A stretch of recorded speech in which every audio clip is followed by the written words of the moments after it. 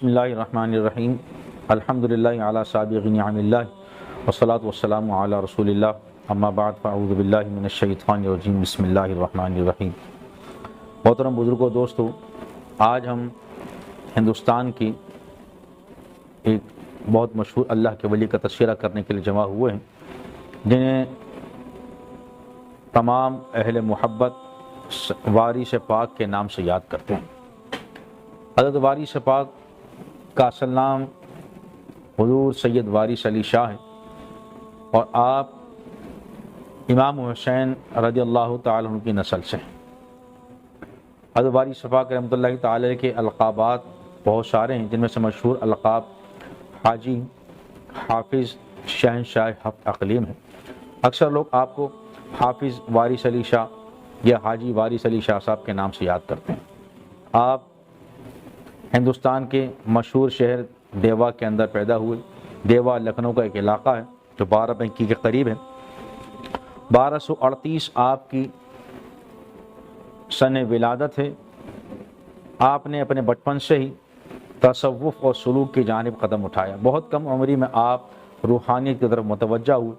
اور آپ کی سب سے بڑی سعادت یہ ہے کہ چونکہ آپ کا تعلق سادات کے گھرانے سے تھا، تو آپ کے اہل خاندان خود ہی اس روحانیت کے اندر اور تصوف و سلوک کے اندر ایک بہت بڑا مقام رکھتے تھے۔ آپ نے اپنے رشتے کے ایک بہنوئی سے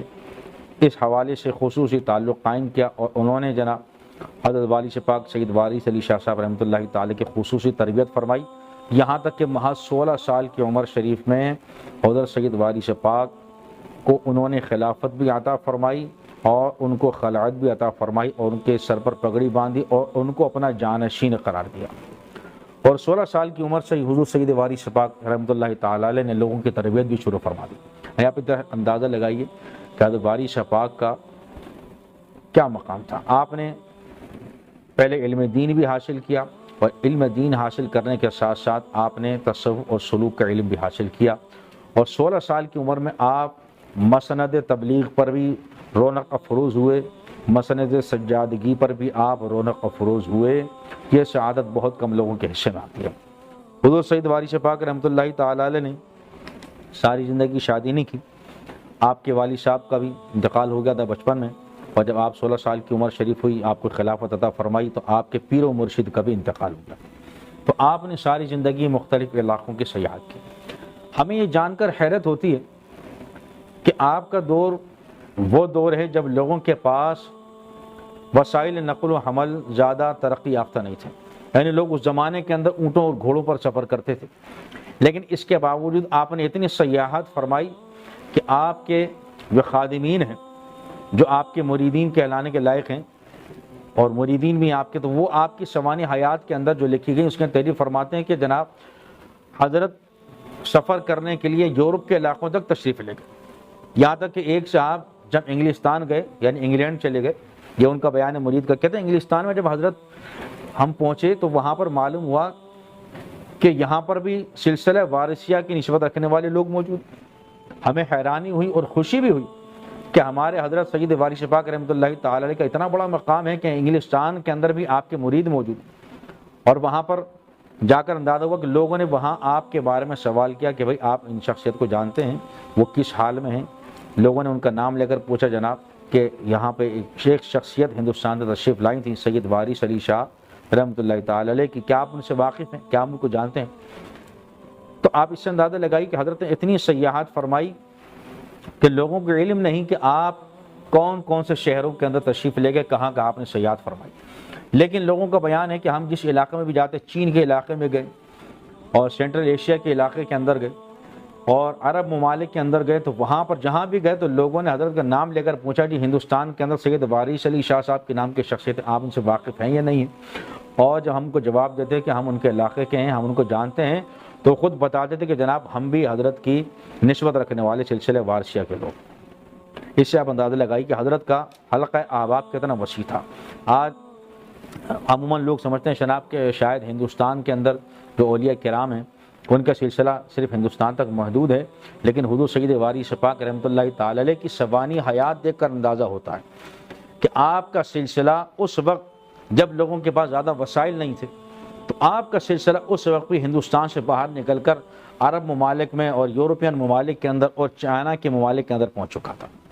حضرت باری سے پاک رحمۃ اللہ تعالی علیہ سلسلہ قادریہ کے ایک بزرگ تھے اور سلسلہ قادریہ کو آپ نے بڑا فروغ دیا، اور آپ جب بھی تربیت فرماتے ہیں مسلمانوں کی، تو آپ ان کو اخلاص کی خصوصیت کے ساتھ تربیت فرماتے اور اس کے ساتھ ساتھ لوگوں کو عبادت کی تلقین فرماتے۔ لیکن آپ کی تبلیغ صرف مسلمانوں تک محدود نہیں، بلکہ آپ نے غیر مسلموں کو بھی تبلیغ فرمائی،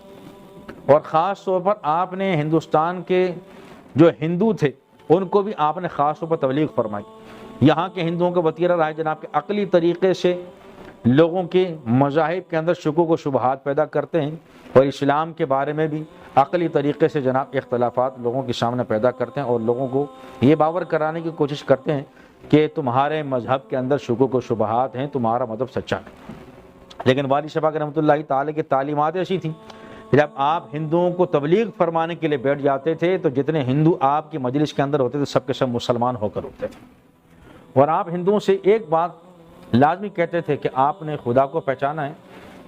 آپ نے خدا کو پہچانا، کس کی عبادت کرتے ہو کبھی اس کو تم نے پہچانا؟ اس کے لیے آپ ایک لفظ استعمال کرتے تھے، فرماتے تھے کیا تم نے برہما کو پہچانا؟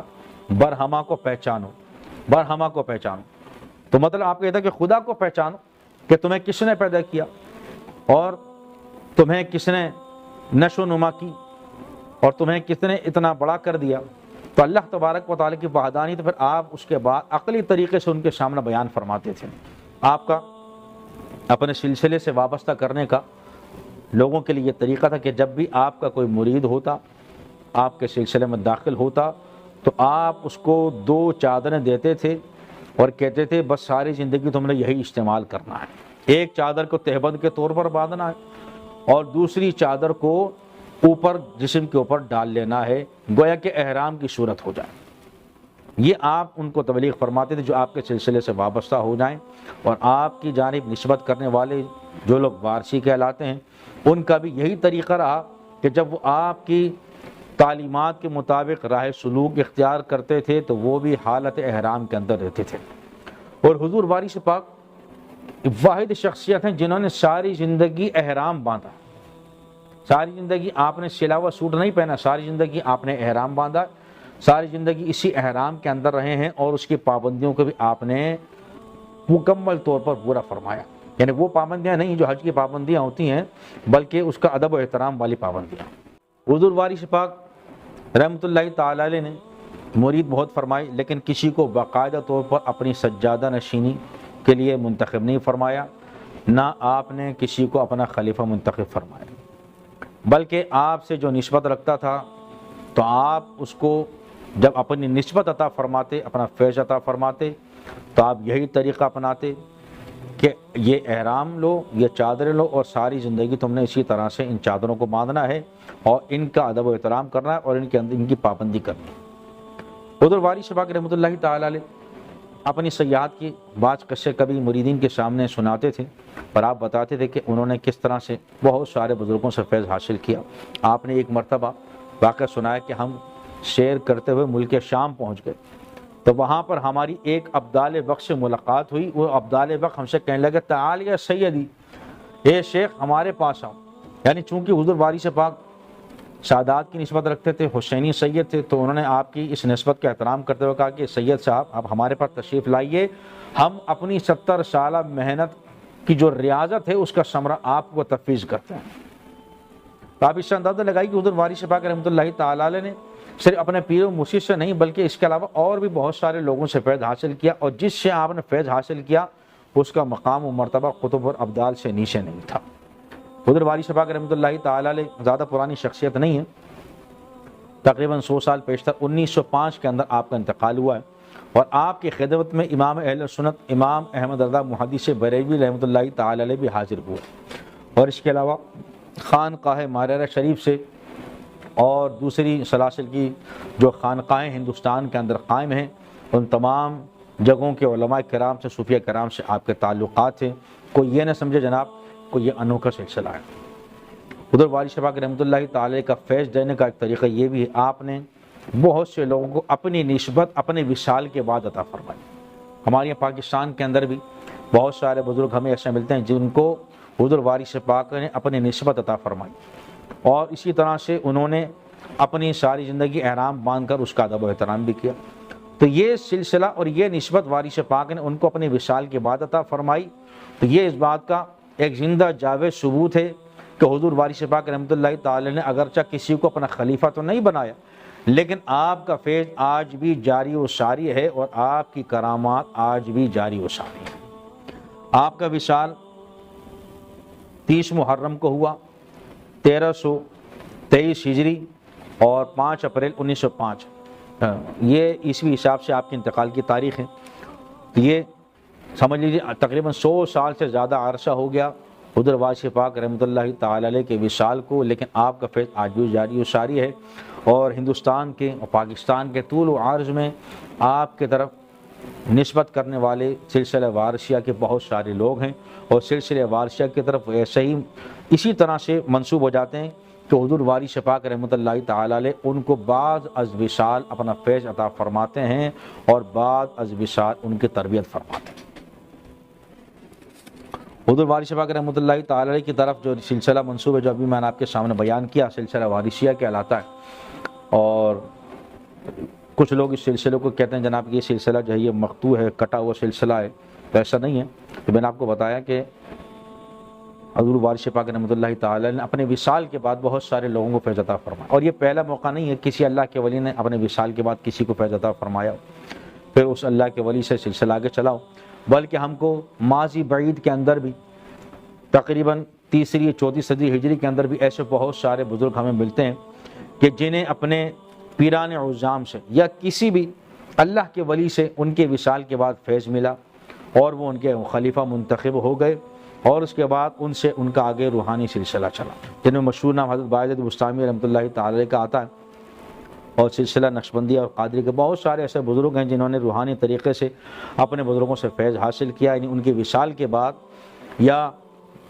ایسے بزرگ جن کے انتقال کو کافی عرصہ ہو چکا